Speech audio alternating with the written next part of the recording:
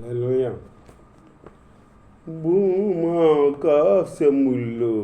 సృజించిన యేసయ్యా నీకే స్తోత్రం.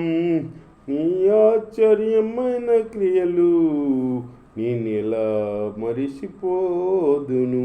నీ ఆశ్చర్యమైన క్రియలు నేనెలా మరిచిపోదును. హల్లెలూయా హల్లెలూయా హల్లెలూయా హల్లెలూయా. బానిసత్వము నుండి శ్రమల బారి నుండి విడిపించావు నన్ను. దీన దశలో నేనుండగా నన్ను విడవనైతివి. బానిసత్వము నుండి శ్రమల బారి నుండి విడిపించావు నన్ను. దీన దశలో నేనుండగా నన్ను విడవనైతివి. భూమాకాశములు సృజించిన యేసయ్యా నీకే స్తోత్రం. నీ ఆశ్చర్యమైన క్రియలు నేనెలా మరిచిపోదును. నీ ఆశ్చర్యమైన క్రియలు నేనెలా మరిచిపోదును. హల్లెలూయా హల్లెలూయా హల్లెలూయా హల్లెలూయా. జీవాహారమై నిందు వాక్యము పోషించను నన్ను. ఆకలితో అల్లాడగా నన్ను తృప్తిపరచితివి. జీవాహారమై నిందు వాక్యము పోషించను నన్ను. ఆకలితో అల్లాడగా నన్ను తృప్తిపరచితివి. భూమాకాశములు సృజించిన యేసయ్యా నీకే స్తోత్రం. నీ ఆశ్చర్యమైన క్రియలు నేనెలా మరిచిపోదును. ఈ ఆశ్చర్య క్రియలు నేనెలా మరిచిపోదును. హల్లెలూయా హల్లెలూయా హల్లెలూయా హల్లెలూయా.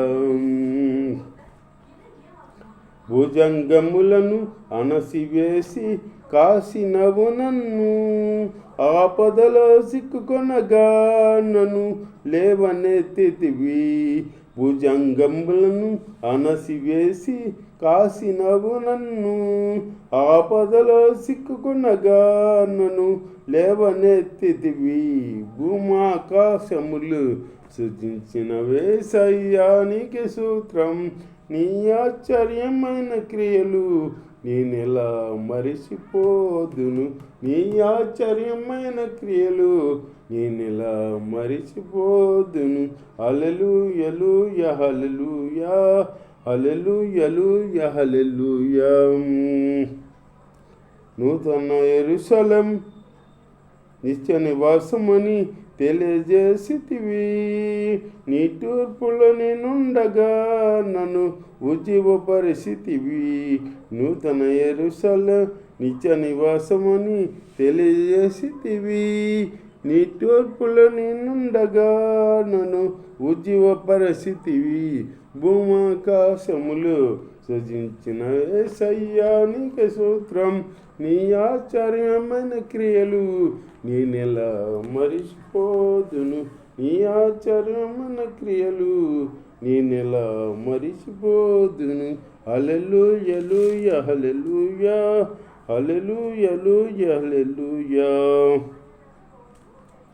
హల్లెలూయా. దేవుని స్తోత్రం. మీ అందరికీ వందనాలు. దేవుని మాటలు ఎందుకు చెప్పు పెద్దగా. యెహోషువ ప్రజలను నాయకులను ఎలాగో ఆజ్ఞాపించి మీరు పాలెంలోనికి పోయి జనులతో ఈ మాట చెప్పుడి.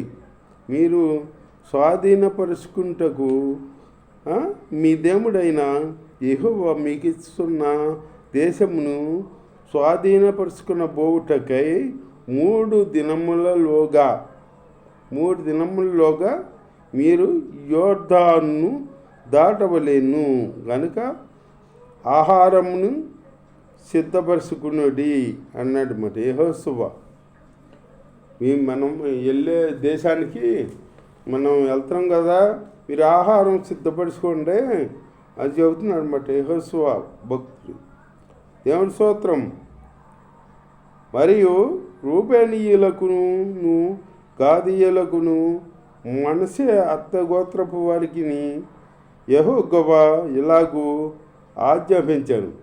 యెహోవా సేవకుడైన మోషే మీకు ఆజ్ఞాపించిన సంగతి జ్ఞాపకము చేసుకునేది. మోషే మీకు ఆజ్ఞాపించాడు కదా, ఆ సంగతులు మీరు జ్ఞాపానికి చేసుకోండి అంటున్నాడు యెహోవా. చేసుకోండి అంటున్నాడు. ఇట్లనగా మీ దేవుడైన యెహోవా మీకు విశ్రాంతి కలగజేస్తున్నాడు. ఆయన ఈ దేశమును మీకిచ్చును.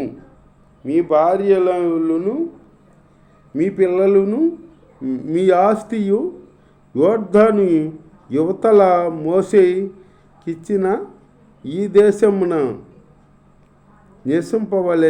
నివసింపవలెను. కానీ పరాక్రమవంతులు శూరులైనను అయినా మీరందరూ యుద్ధ సన్నుద్ధులై మీ సహోదరులకు ముందుగా నది దాటి యెహోవా మీకు చేసినట్లు మీ సహోదరులకును విశ్రాంతి దయచేయ వరకు, అనగా మీ దేవుడైన యెహోవా మీకిచ్చుచున్న దేశమును స్వాధీనపరుచుకుని వరకు మీరును సహాయము చేయవలెను. అప్పుడు తూర్పున యోర్దాను యువతల యెహోవా సేవకుడైన మోషే మీకిచ్చిన మీ స్వాస్థ్యమైన దేశమునకు మీరు తిరిగి వచ్చి దాన్ని స్వాధీనపరుచుకొందురు. అందుకు వారు, నీవు మాకు ఆజ్ఞాపించినంతయు మేము చేసేదము. నీవు మమ్మును నెక్కడికి పంపుదువో అక్కడికి పోదుము. మోషే చెప్పిన ప్రతి మాట మేము విన్నట్లు నీ మాట విందుము. మోషే చెప్పిన మాట విన్నట్టు మేము నీ మాట కాడ వింటామని చెబుతున్నారు అన్నమాట. నీ దేవుడైన యెహోవా మోషేకు తోడైనట్లు నీకును తోడైగాక అంటున్నారు అన్నమాట.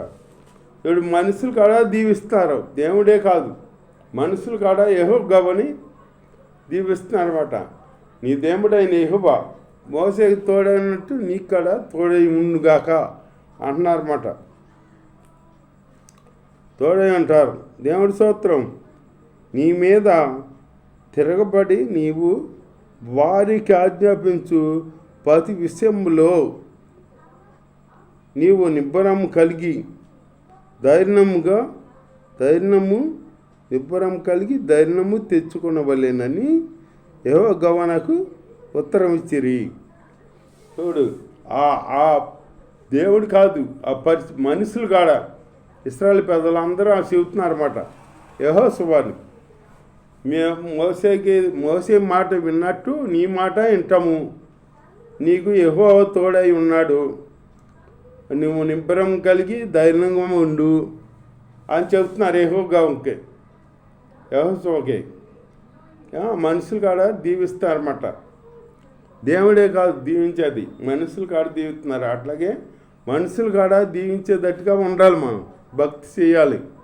మనం భక్తి చేసామంటే మనం మెచ్చుకుంటాం కాదు, మనల్ని అవకాడో వాళ్ళు మెచ్చుకోవాలి. అతను భక్తి చేస్తున్నాడు రా, ఎంత భక్తి ఉంటున్నాడు, అంతకితం ఇప్పుడేరు అతని జీవితం అని వాళ్ళు చెప్పుకోవాలన్నమాట. దేవుడిని నమ్ముకున్నాక ఆయన భక్తి ఏదో ఆయన ఒకరు స్త్రీడు, ఒకరితో మాటలు సహవాసం చేయడు, సంగతి దేవుడితోనే సహవాసం చేసుకుంటాడు, దేవుడితోనే ఉంటాడు అని మన గురించి సాక్ష్యం చెప్పాలన్నమాట. అట్లాంటి బిడ్డలుగా మనం ఉండాలి. మన ప్రవర్తన మారాలి, మన క్రియలు మారాలి, మన నడవడిక అన్నీ మారాలి, ఆలోచన మారాలి. అంతకితం లోకంలో ఉన్నాం, లోకంలో సహవాసం చేసాం. ఇప్పుడు అట్లా ఉండకూడదు. లోకంతో మనకు పని లేదు.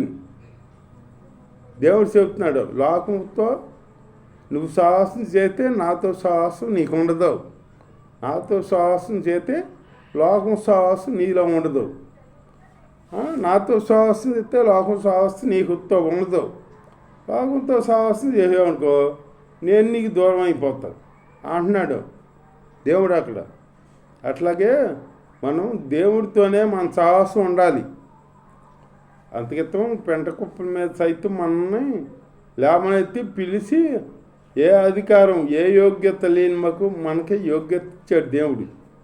అయోగ్యతను కాపాడుకోవాలి. మనం కాపాడుకుని మనం భక్తి దేవుడితోనే ఉండాలి. మనం దేవుడితోనే సాహసం చేస్తూ దేవుడితోనే భక్తి శాతం ఆయనతోనే ఉండాలి. అంతేగాని లోకంలో తిరుగుతాం, అక్కడ కాసేపు ఇక్కడ కాసేపు తిరుగుతాం అట్లా ఉండకూడదు.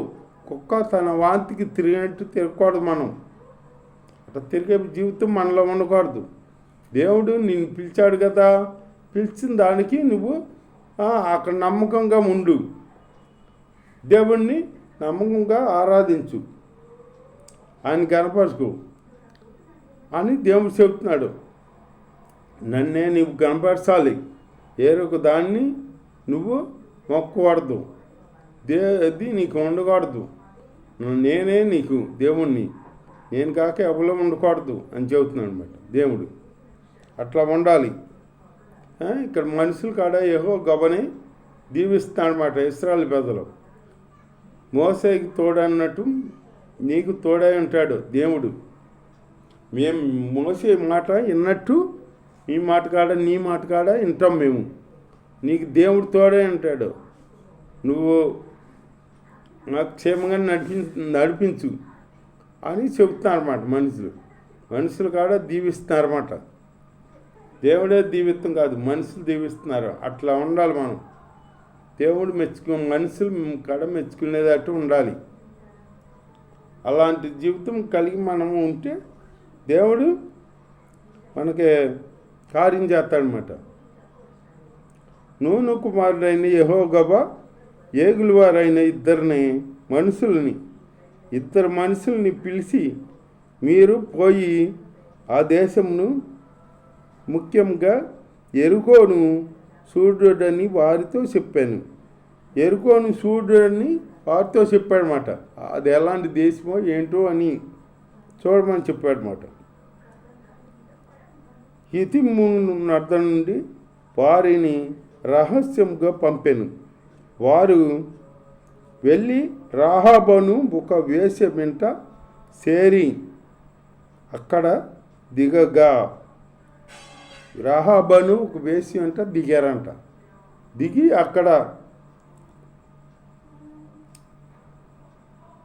దేవుని స్తోత్రం దేశమును వేగుసూచుటకు ఇశ్రాయేలు వద్ద నుండి మనుషులు రాత్రివేళ ఇక్కడికి వచ్చిరని ఎరుకో రాజునకు వర్తమానము వచ్చాను. ఎరుకో రాజునకు వర్తమానం వచ్చిందంట. ఇశ్రాయేలు పెద్దలు ఏగుసోతకు వచ్చారో ఈ దేశాన్ని అని వర్తమానం వచ్చిందంట. అతడు నీ వద్దకు వచ్చి నీ ఇంట చేరిన ఆ మనుషులను వెలుపలికి తీసుకుని రమ్ము అని వారిని ఈ దేశమంతటిని వేగు చూచుటకై వచ్చిత్రని చెప్పుటకు రాహాబు వద్దకు మనుషులను పంపగా, రాహాబు వద్దకు మనుషులను పంపగా ఆ స్త్రీ ఆ ఇద్దరు మనుషులను తోడుకొని వారిని దాచిపెట్టి ఆ మనుషులు నా వద్దకు వచ్చిన మాట నిజమే, వారు ఎక్కడ నుండి వచ్చిరో నేను ఎరుగను. చీకటి పడుచుండగా గబుని వేయబడు వేళకు ఆ మనుషులు వెలుపలకి వెళ్ళిరి. గబుని ఐక్యతం వెలుపలికి వెళ్ళిపోయారో నాకు తెలియదు, మొత్తం వచ్చారు కానీ వాళ్ళు ఎక్కడి నుంచి వచ్చారు నాకు తెలియదు. వాళ్ళు గబుని గేట్ల ఐక్యతమే వాళ్ళు బయటికి వెళ్ళిపోయారని చెప్పిందన్నమాట. చెప్పి దేవుడు ప్రజల్ని కాపాడిందన్నమాట. దేవుడు అంటూ భయభక్తులు కలిగి ఉంది ఆవిడ. యేసయ్య దేవుడు చేసిన కార్యాలు ఆవిడ తెలుసుకుంది. ఎర్ర సముద్రం బాధ చేశాడు దేవుడని, గొప్ప దేవుడని తెలుసుకుంది ఆవిడ. తెలుసుకుని ఆ బిడ్డలను దాచిపెట్టింది మాట. దేవుడి వాక్యం దీవించుగా.